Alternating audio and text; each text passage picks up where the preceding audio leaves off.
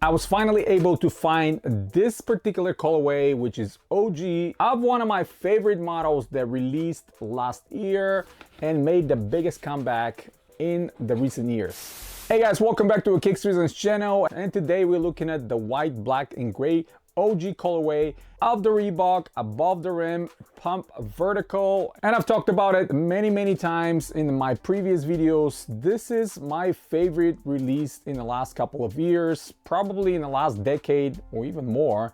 One of my favorite lines and one of my favorite shoes returning was absolutely unexpected. And I knew a while back when this shoe was prepping to be released, some of the people inside Reebok messaged me, sent me some pictures, and I was extremely excited. It took me a huge restraint to not spill the beans and release any information about this upcoming release. But honestly, the final product is more than I was expecting, and it's very nice, even compared to the original one. Now, if you've seen my previous video, obviously for the OG black and white colorway, this is kind of like the reverse.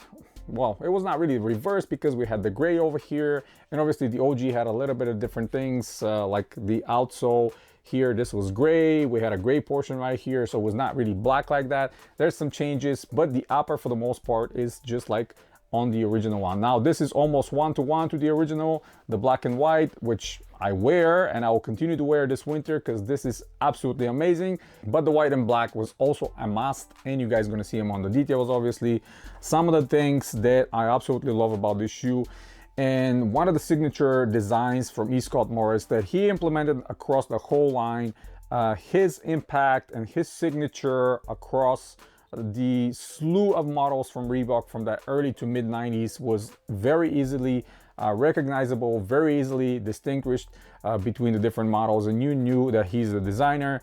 He kind of kick-started the above the rim line with the D-Time, which was the signature. This one right here behind me, the signature for D Brown, obviously. And after that, the whole line just blew, and the vertical was the epiphany of the above the rim line, obviously featuring the pump and hexalite. This was the first generation, like I mentioned before, and some of the things kind of carried throughout. For example, the mesh on that medial side, this is added ventilation that he implemented in across all of his models. You see the 3 behind me, the 4. You guys seen the 2 as well in my videos. They all have these kind of mesh ventilations around your heel, which was one of the signature things. And one of my absolute favorite details is on the forefoot, when you see that little dip down and then gradual progression of the midsole becoming thicker on the back and much slimmer or smaller on the front forefoot. I absolutely love this.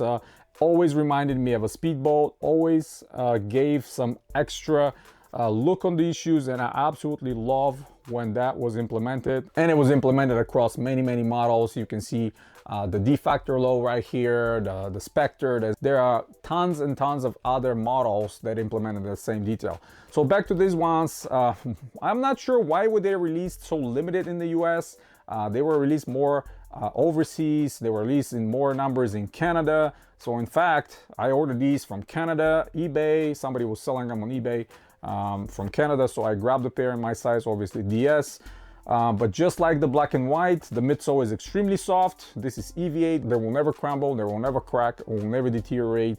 EVA ages nicely, unlike polyurethane, which honestly the OGs, the 1, the 2, the 3, and 4 use EVA, and then the 5, which I don't have, I actually use this polyurethane, same carrier as the Swingman, and unfortunately that one crumbles, and it's going to be almost impossible to find one in a perfect condition. So the white and black over here and the gray, everything is synthetic, just like the original one, by the way. Again, I'm not offended when the look of the shoe is preserved based on the original. The original vertical one was done in the synthetic nubuck for the black and white predominantly, and synthetic leather for the white and black predominantly. Again, there was so many colorways. This shoe was done in a slew of different colorways to match the NBA uniforms of different players, or to match the college basketball uniforms from different teams. So this shoe was a huge success for Reebok, and the whole line was a huge success. You could see these on the feet of NBA stars, college stars, and even high school players. These were always something I wanted, and actually fun story. I think I mentioned it before. The first time my encounter with this model was actually not the mids. I saw the low version, which is extremely rare these days, but for some reason, where I grew up, the low was more sold out. And it was basically the same shoe, just lower version.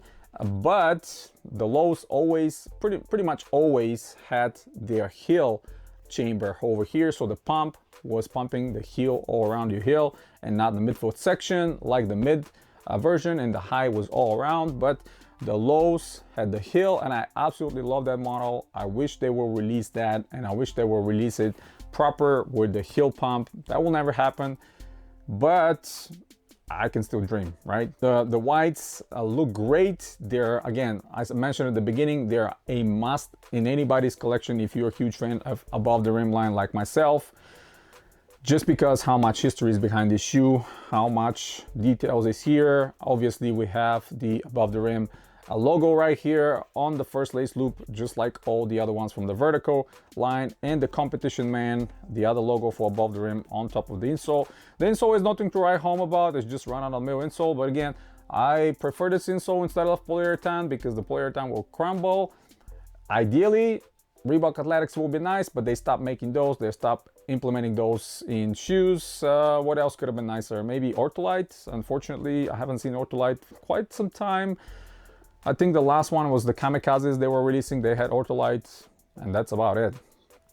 Now the pump system works, but it's not going to work like the original ones. Obviously, it's not going to work even like retros we saw 10 years ago. We don't have the full chamber extending down almost to the bottom of the midsole. The tone is cut way up here, just like a regular tone. It's not extending down. It's not held by bungees like some of those models back in the day. So the chamber is very small, very slim, and you're pumping it. You can feel the air coming in. You can hear the air coming out. You can hear all that stuff. I mean, it's functioning. It's just not the same chamber. It's not the same as it used to be, and it's probably not going to be. I'm still actually surprised that they even bother putting any chambers here that can inflate, because based on their words, it's much more expensive to make them now. How much more expensive? I have no idea, but here we are. And these are produced in October of 23, released early this year. I think the black one was produced early 23. Let me see. Yeah, this is produced in June of 23. So they had the idea of releasing this one across shorter period of time. And I wish they can release some of more of the OG quote-unquote colorways, the white and red, the white and blue, the white and green.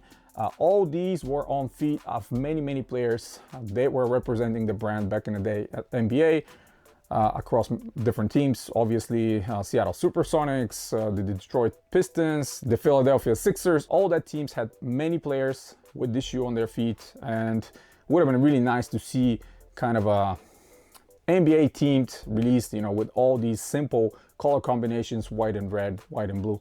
I think that would have been much better than, you know, getting some crazy color mixtures, releases and stuff like that. But that's my opinion. This is what I think. Obviously, people like different things, so it is what it is. Actual stitching on the toe box. And the Hexalite is not the one we've seen on the preseason, unfortunately, but the midsole is so soft that you're not gonna suffer from any discomfort. I can guarantee you that. These feel absolutely amazing on feet, super soft, super comfortable, super nostalgia driven. Always love the stitching above the rim on the heel. And this is actually the first and the only from the series to feature this kind of a writing on the back. Normally following generations had the pull tab with the stitching on that above the rim. So this was kind of unique for this model. And yeah, what else I can say? Absolutely amazing release. Love this shoe. Will try to get another pair just to have them, because who knows if we're ever gonna see them again. So yeah, that's pretty much it, guys. Hit the thumbs up if you like the video. Stay tuned to the channel. Subscribe if you're new. Check out some of the other videos coming very soon. And as always, guys, you have a wonderful day.